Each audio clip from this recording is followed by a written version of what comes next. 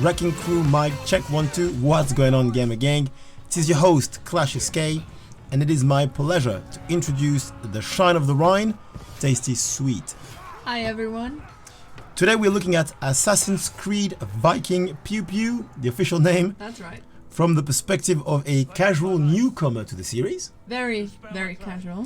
And we're trying to answer the fated question, get it or forget it. Get involved or get devolved, Peralta. That's what we're trying to do today. So we are going to do this from the perspective of a traditional review, even though we have not played the full game. And we've only sort of played the first few hours. But the purpose is convincing Tasty to get involved. Because Tasty has not actually played the game so far, so she's gonna ask some silly questions to find out more about the game. Big reveal, she has not played the game. Alright, let's get right into it, guys.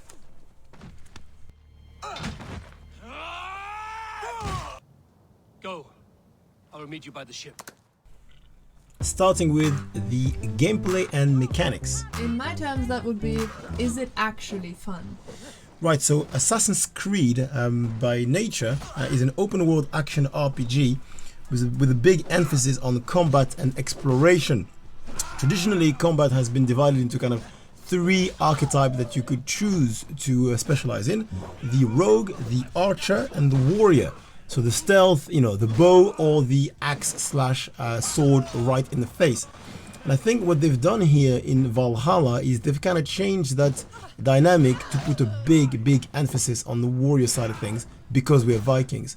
So that has taken away a little bit of the stealth stabby elements that was present in the previous games, I have to say. Does that mean that the combat is a bit less agile than I would expect? Yes, I think, listen, Ivor can still jump around the same way as Alexios and Bayek used to, climb around and dodge and all that stuff. But everything, including the swinging and the hitting, and is so much more powerful and brutal. I think there was a real effort to make you feel that, and that goes against really what people might have liked about the assassin part of it, really. So what does that mean in terms of accessibility? That's my favorite question as a newbie. Please tell me, am I gonna get it or not? Well, there's two things to consider here: inventory management and skills progression. Inventory management is very straightforward. You pick up a new piece. If it's a better piece than the previous one you had equipped, it tells you with a little arrow up icon. You put it on, you're good to go. The power level at the bottom of the screen tells you whether this was a good choice or not. Same for skills progression. You pick a path and then it's very linear. You can't really get it wrong. And every time you pick up a skill, as you can see now, the power level at the bottom of the screen increases to match the growth of power. And that's pretty much it, really. Yeah, that's it. A bit disappointing. Moving on to the performance side of things. Or does it look wow? As you can see now from the typical synchronization feature of AC, it really looks good. We played that on the PS4 Pro and it was pretty good. No frame rate drop that I can remember of that really make a big difference. Out there in the wild, it looks amazing.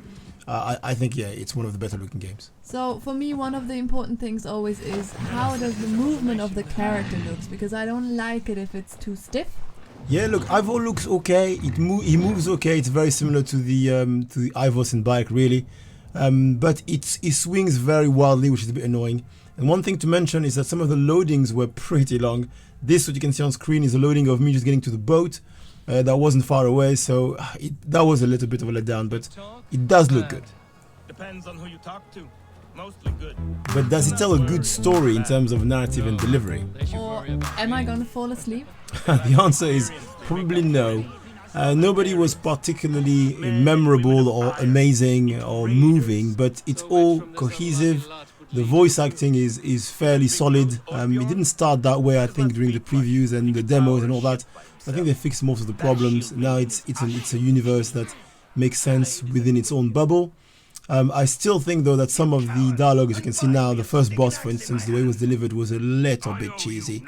And the delivery, like cheesy. She likes cheesy, she says.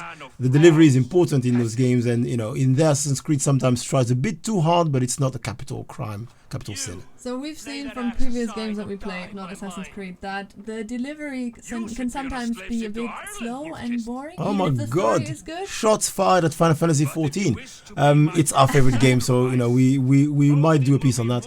But yes, I think the story there is delivered in a way that is a bit more compelling, and you're not gonna fall asleep. Rest assured. Nice. But at the same time, the soundtrack is not gonna make you bob your head or sing in the shower, I'm afraid. For me, that was the big letdown, really. So I'm not gonna chair dance while gaming? No chair dancing for you on that one. I mean, there's nothing really completely wrong. The noise of the combat, for instance, the impact of each blow is decent. You know, you feel like it's going somewhere. You can feel the kill. You can feel the kill, says Amy. But the whole thing about revealing big moments, I think, is a bit lacking, and the musics are inexistent. I mean, you can see now on screen we have two elements of the game that are pretty important. The first stealth kill and the first synchronization, and there is just nothing of weight behind the soundtrack that accompany those two critical moments, and I think that's a letdown. So the real feeling, the entire feeling of the experience is not given because the music is missing? It's not. You're probably going to listen to something in the background, you know, YouTube, Netflix, you're just not going to bother too much about the sound, I'm afraid. So, closing words. Get it or forget it. From my perspective, I think it's definitely get it. Assassin's Creed Valhalla is a good game. It's a solid game. I think you'll have a good time with it. If you're a fan of the genre, it's worth the purchase. If you buy it new, maybe bring it back to your local store for some credit when you finish it. But it's definitely a game you don't want to miss. And from the perspective of the super casual, I think I'm definitely excited to try the game. It doesn't seem to be too difficult, which is a great win for me. Overall, it looks very pretty, the whole landscape and everything. I really love that. The music is a bit of a letdown, but I think I can live with that. And the characters look really pretty. I mean, look at Ivor. yeah, it's hot. The story seems to be decent, which is also very important for me. And yeah, overall, I'm very excited to try. And this concludes our review for Assassin's Creed Valhalla. Key and Tasty signing out. Thank you for watching. It's a wrap. Let it flow. Share your thoughts down below. Like a mic, drop a like, join the tribe, hit subscribe. And remember, as usual, Finish strong, but start casual.